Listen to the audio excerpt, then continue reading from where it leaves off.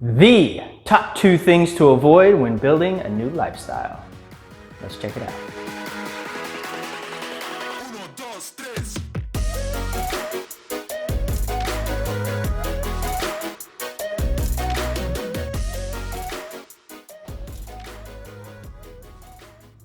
Number 1, perfection.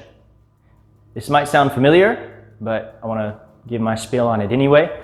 I have recently, every video that I make is in relation to something that I've been doing recently, probably. I don't know if that'll always be the case, but it pretty much always has been. And recently, this is one of the things that has really spoken to me when it comes to building my new habits.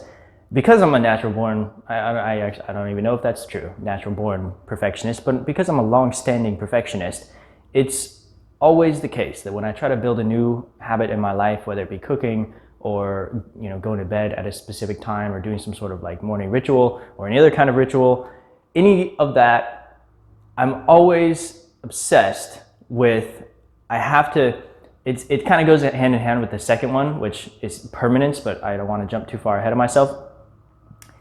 I have convinced myself, or I had, that I have to execute it exactly perfectly every single time, at the exact same time, in the exact same way, forever and always. And it's kind of silly when you say it out loud, right? And that's why it's so weird or whatever, awkward to express it into a video, but it's the way that we think, right? If you're a perfectionist, it's probably, even if you're not actually articulating it to yourself with your words in your head, it's probably along the lines of the way that you feel towards your habit. And if you mess up, then the real danger then is presented, it reveals itself. And that is, if I miss a day, then I tend to, like if I'm a perfectionist if I was the same person that I was literally a week and a half ago, then I would default back to the drawing board, not this one, but my journals. And I would okay, well, what was wrong about that one? Why couldn't I stick with that routine? And I'd be trying to craft the perfect habits, right? Trying to perfect and craft. So it's not just a perfection of your execution of the habits, it's also a perfection of the design of the habits themselves, the lifestyle itself. And thinking that it has to be exactly perfect, which actually is a nice little segue into number 2, which is permanence. Believing that whatever lifestyle that whatever lifestyle that you're crafting, sorry, this is distracting. Believing that whatever lifestyle that you're crafting has to last into infinity.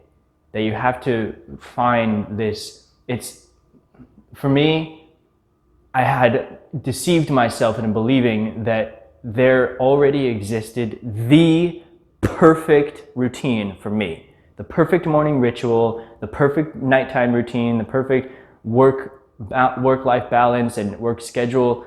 And I was always trying to uncover that versus trying to just basically experiment a little bit and maybe tack on the most important things in the beginning simultaneously, and then slowly building from there and allowing myself to be imperfect and allowing myself to be imperfect as far as what that design looked like, and allowing myself to falter every once in a while just because it happens. Like we're breaking out of old patterns, and it's just kind of part of change. We tend to mess up along the way, and that's okay.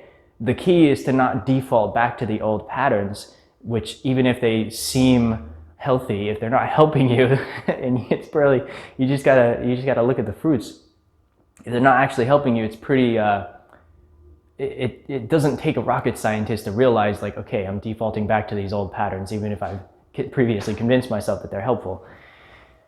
The point is, if you think about this new lifestyle that you're trying to build as something that has to be perfect from the get-go, and that has to be the same and executed in the same way forever and always into perpetuity, I know it doesn't really sound like it makes sense when you speak it out loud, but if that's the way that you're approaching it and thinking about it, even if it's not perfectly consciously, you're gonna create anxiety, and you're not gonna be motivated because you have no room to be creative. You have no room to experiment or be fun or play and learn about yourself and learn about the things that you do like and learn about the things that you want to change as the circumstances in your life change. You meet new people, job situations change, And like all of life is just so fluid. I'm learning that so vividly right now, and so quickly, just because I've combined it with another key, which is not fit for this video, but we'll talk about it maybe next week.